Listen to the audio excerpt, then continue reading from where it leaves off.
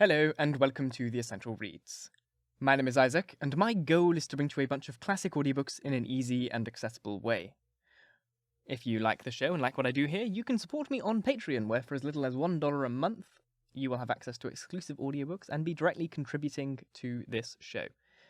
If donating in that sort of sense isn't your thing, you can always give me a tip here, either on Ko-Fi or on YouTube through the means of a super thanks. The links to all of those things are in the description box. Without further ado, let us begin. Pride and Prejudice by Jane Austen. Chapter 5. Within a short walk of Longbourn lived a family with whom the Bennets were particularly intimate. Sir William Lucas had been formerly in trade in Meryton, where he had made a tolerable fortune, and risen to the honour of knighthood by an address to the king during his mayoralty. The distinction had perhaps been felt too strongly. It had given him a disgust to business, and to his residence in a small market town. Quitting them both, he had removed his family to a house about a mile from Meryton, denominated, from that period, Lucas Lodge, where he could think with pleasure of his own importance, and unshackled by business, occupy himself solely in being civil to all the world. For though elated by his rank, it did not render him supercilious. On the contrary, he was all attention to everybody. By nature inoffensive, friendly, and obliging, his presentation at St. James's had made him courteous.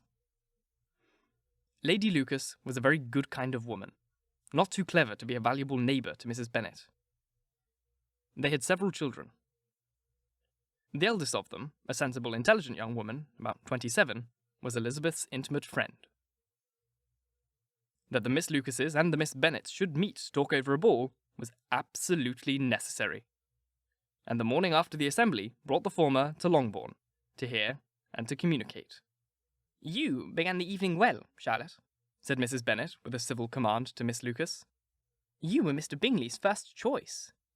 "Yes, but he seemed to like his second better." "Oh, you mean Jane, I suppose, because he danced with her twice." "To be sure, that did seem as if he admired her. Indeed, I rather believe he did." "I heard something about it, but I hardly know what. Something about Mr. Robinson."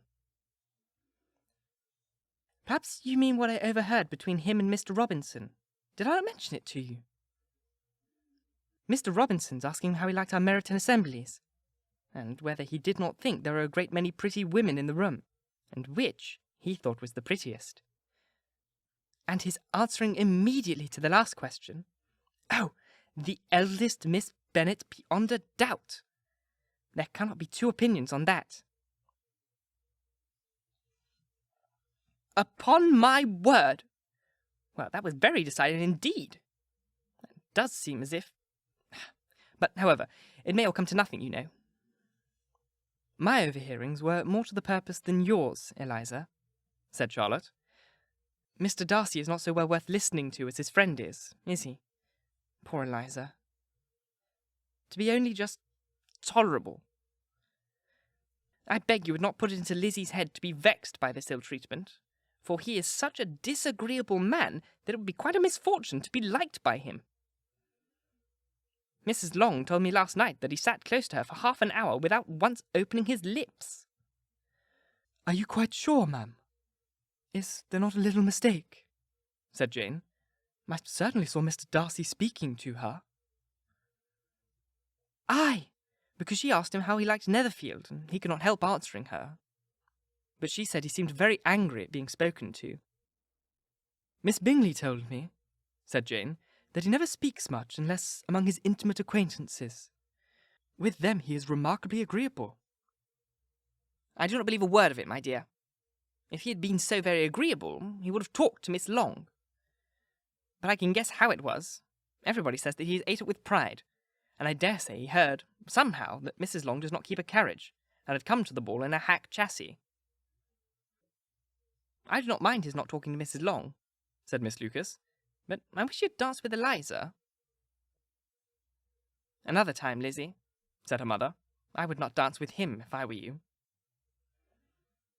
"I believe, ma'am, I may safely promise you never to dance with him." His pride, said Miss Lucas, does not offend me so much as pride often does, because there is an excuse for it. One cannot wonder that so very fine a young man, with family, fortune, everything in his favour, should think highly of himself. If I may so express it, he has a right to be proud. That is very true, replied Elizabeth, and I could easily forgive his pride if he had not mortified mine. Pride, observed Mary, who piqued herself upon the solidarity of her reflections, is a very common failing, I believe.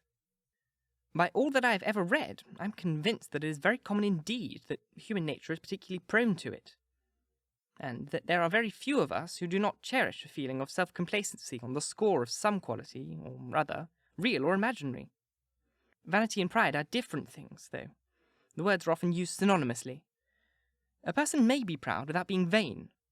Pride relates more to our opinion of ourselves, vanity to what we would have others think of us. If I were as rich as Mr Darcy, cried a young Lucas, who came with his sisters, I should not care how proud I was. I would keep a bag of foxhounds and drink a bottle of wine every day. Then you would drink a great deal more than you ought, said Mrs. Bennet, and if I were to see you at it, I should take away your bottle directly. The boy protested that she should not. She continued to declare that she would, and the argument ended only with the visit. Thank you so very much for listening. If you enjoyed, please like, comment, share, all that jazz, and if you really enjoyed, do subscribe, because there is more to come. If you're listening on podcast, please leave a review, because it helps get us out in front of more people, and reading them really makes my day. And if you want to support the show in a more concrete way, you can go to the Patreon, where for as little as $1 a month, you'll have access to exclusive audiobooks. Once again, thank you for listening, and until next time, bye-bye.